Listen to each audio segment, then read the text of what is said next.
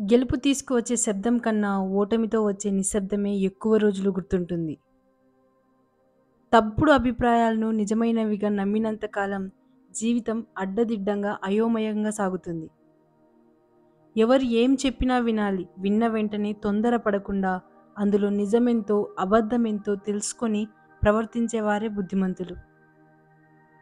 ఒక వ్యక్తి ఉన్నతికైనా, పతనానికైనా ఆ వ్యక్తే కారణం. ఎవరిని నిందించి లాభం లేదు. ఏ మంచిని, ఏ నమ్మకాన్ని, ఏ స్నేహాన్ని, ఏ ప్రేమని నువ్వు ఇతరుల నుండి ఆశిస్తున్నావో అవి ముందుగా నీ నుండి ప్రారంభం కావాలి. భౌతికంగా చంపడానికి ఆయుధం కావాలి కానీ మానసికంగా చంపడానికి ఒక పదునైన మాట చాలు. అందుకే ఎవరిని మాటలతో నొప్పించకండి. చావడానికి ఒక్క క్షణం ధైర్యం ఉంటే చాలు కానీ బ్రతకడానికి అది లైఫ్ లాంగ్ కావాలి. నిజమైన మరణం అంటే ప్రాణం కోల్పోవడం కాదు, ధైర్యాన్ని కోల్పోవడం. నీ యొక్క కష్టంతో దక్కిన ఫలితం నీకు ఎంతో ఆనందాన్ని కలిగిస్తుంది. నిజాయితీ లేని రిలేషన్స్‌కి, బజార్‌లో దొరికే వస్తువులకి పెద్దగా తేడా ఉండదు. రెండూ అవసరానికి వాడుకోవడం లాంటివి. ఎంత అరగదీసినప్పటికీ గంధపు చెక్క తన సువాసనను కోల్పోదు. అలాగే ఎన్ని అవరోధాలు ఎదురైనప్పటికీ ధీరుడు తన ఆత్మవిశ్వాసాన్ని కోల్పోడు.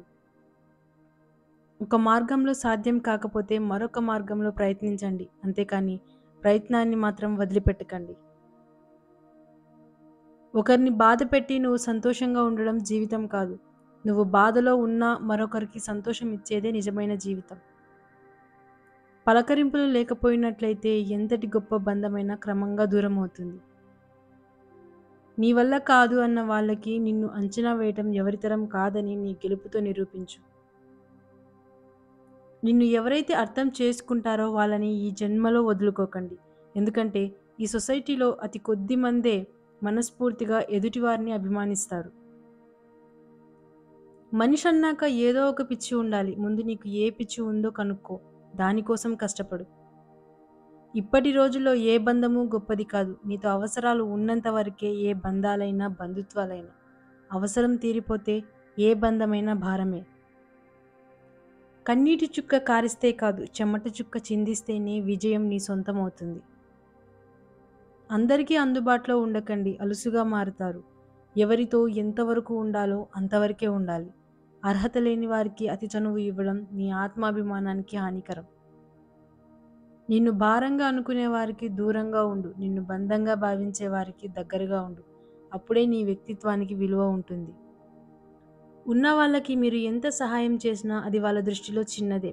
అదే ఏమీ లేని వాళ్ళకి ఎంత చిన్న సహాయం చేసినా వారికి మీరు దేవుడిలా కనిపిస్తారు. అందుకే ఉన్నంతలో లేని వారికి సహాయం చేస్తూ ఉండడం ఉత్తమం. జ్ఞానాన్ని నువ్వు సంపాదించుకోనక్కర్లేదు. అజ్ఞానాన్ని విడిచిపెడితే చాలు. ఎవడో ఏదో అన్నాడని పదే పదే గుర్తుకు తెచ్చుకొని బాధపడిపోకు. నువ్వు ఎదుర్కొనే నిందలు, పొగడ్తలు ఏవీ శాశ్వతం కావని గుర్తుంచుకో. ప్రశాంతమైన హృదయంతో జీవించు. విరిగిన పాలతో చేసిన పదార్థానికి, నలిగిన మనసుతో చేసిన ఆలోచనకి విలువ ఎక్కువ. నీ వెనుక చాలామంది ఉన్నారు అని గర్వపడకు. ఎందుకంటే వెన్నుపోటు పొడిచేవాడు కూడా వెనక నుండే వస్తాడు అని మర్చిపోకు. ఒక మనిషికి ఎక్కడ అహంకారం ప్రారంభమవుతుందో అక్కడే ఆ మనిషికి పతనం కూడా ప్రారంభమవుతుంది. ఎండ తగలకుండా పెరిగిన వృక్షం లేదు, గుండె నలగకుండా ఎదిగిన వ్యక్తి లేడు. గౌరవం వచ్చాక గతాన్ని మర్చిపోకండి. అవసరం తీరాక సహాయం చేసిన మనుషులను మర్చిపోకండి. ఏ రిలేషన్‌లో అయినా ఒక అడుగు వాళ్ళు వేస్తేనే దగ్గరవుతాం. కానీ అన్ని అడుగులు మనమే వేస్తే చులకనవుతాం.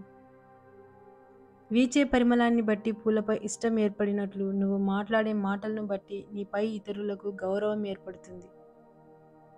మంచి వాళ్ళతో మంచిగా ఉండు, కానీ చెడ్డవారిలో చెడ్డగా ఉండకు. ఎందుకంటే వజ్రాన్ని వజ్రంతో కోయగలం కానీ బురదని బురదతో కడగడం కదా.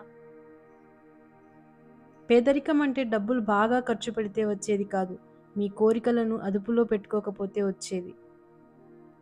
నిర్లక్ష్యం అనేది మనిషిని లోతైన అగాధంలోకి నెట్టేస్తుంది. దారి వెంట పోవడం కాదు, దారి చేసుకొని వెళితేనే మీ ప్రత్యేకత ఏమిటో లోకానికి తెలుస్తుంది. ఎవరూ నడవని దారిలో ఒంటరిగా నడవడం అంటే రాబోయే తరాలకు దారి చూపడమే. మాట హద్దు దాటితే తప్పు, ఖర్చు హద్దు దాటితే అప్పు. ఈ రెండు మనశ్శాంతికి హానికరమే. అందరూ నీతో ఉన్నప్పుడు భగవంతుని దృష్టి నీపై ఉందని సంతోషంగా ఉండు. ఏకాకి అయినప్పుడు భగవంతుడే నీతో ఉన్నాడని నమ్మకంతో ఉండు. మనల్ని వదిలి ఎంత దూరం వెళ్ళిపోయినా తిరిగి వచ్చి మనతో మాట్లాడుతున్నారంటే ఇంకా దూరంగా వెళ్ళడం చేతకాక కాదు, మనసు రాక. అవసరానికి వాడుకొని వదిలేసే వాళ్ళు దగ్గరగా ఉన్నా ఒకటే, దూరంగా ఉన్నా ఒకటే. అలాంటి వాళ్ళకి మనం అవసరం ఉన్నప్పుడు మాత్రమే మనుషులుగా కనిపిస్తాం. తర్వాత గడ్డి పరక కన్నా హీనంగా అనిపిస్తాం. కోల్పోయిన వారికి మాత్రమే తెలుస్తుంది కోలుకోవడం ఎంత కష్టమో. మట్టితో పోరాడితేనే ఒక విత్తనం మొక్కగా ఎదగగలదు. ఎదురు దెబ్బలకు తట్టుకొని నిలబడితేనే ఏ మనిషి అయినా జీవితంలో పరిపూర్ణుడిగా ఎదుగుతాడు. గతం భవిష్యత్తుని ముందుకు నడిపేలా ఉండాలి, ప్రస్తుతాన్ని నాశనం చేసేలా కాదు. మంచి అనేది చేసే పనిలో ఉండాలి కానీ చెప్పే మాటల్లో కాదు. సహాయం చేయడానికి ఎప్పుడూ ఆలోచించకు, ఎందుకంటే ఏదో ఒక రోజు నీకు కూడా సహాయం అవసరం అవుతుంది. నీతో మాట్లాడడానికి టైం లేనంత బిజీగా ఉన్నామని చెప్పిన వారి మాటలు నమ్మకండి. వారికి కావలసిన జాబితాలో మీరు లేరు అన్న నిజాన్ని గ్రహించండి. మనిషికి వయసు పెరిగే కొద్దీ అనుభవం పెరగాలి, ఆలోచన విధానం మారాలి, ప్రవర్తనలో మంచి చెడు తెలుసుకోగలగాలి. అప్పుడే మనిషికి విలువైన గౌరవం, సమాజంలో మంచి గుర్తింపు లభిస్తాయి. ప్రతి మనిషి ఎప్పుడూ తన స్వార్థమే చూసుకోకుండా ఇతరుల కోసం కూడా అప్పుడప్పుడు ఆలోచిస్తే మనిషిలో మంచి గుణం పెరుగుతుంది, చెడ్డ గుణం దూరం అవుతుంది. మనిషి నోటిని 2 చోట్ల అదుపులో పెట్టుకోవాలి. 1 తినేటప్పుడు, 2 మాట్లాడేటప్పుడు. మొదటిది ఆరోగ్యాన్ని కాపాడుతుంది, రెండోది బంధాన్ని కాపాడుతుంది. నీకు కోపం వచ్చేంత ఒక్క క్షణాన్ని అదుపులోకి తెచ్చుకోగలిగితే బాధపడే 1000 క్షణాలను తప్పించుకోవచ్చు. కోపమే మనిషి పతనానికి కారణం.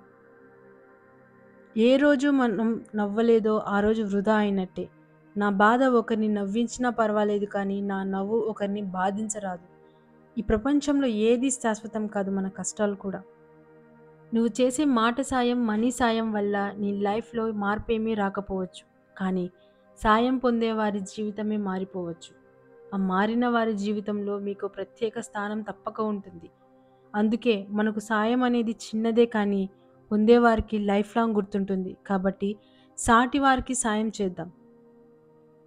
జీవితం బాగుండాలంటే పేరులో అక్షరాలు మార్చుకోమని, ఏ అంకెలు మార్చుకోమని, ఇల్లు మార్చుకోమని, ఇలవేల్పుని మార్చుకోమని అందరూ చెప్తారు. బుద్ధి మార్చుకోవాలని ఎవ్వరూ చెప్పరు. అబద్ధం ఎప్పుడు మరికొన్ని అబద్ధాలు తోడు కోరుకుంటుంది, ఎందుకంటే దానికి భయం ఎక్కువ. నిజం ఎప్పుడు ఒంటరిగానే ప్రయాణం చేస్తుంది, ఎందుకంటే దానికి ధైర్యం ఎక్కువ. ప్రాణం పోయిన అబద్ధం మాత్రం చెప్పకు, ఎందుకంటే ఈరోజు ఒక అబద్ధం ఒక బంధాన్ని దగ్గర చేయొచ్చు, కానీ ఏదో ఒకరోజు నిజం తెలుస్తుంది.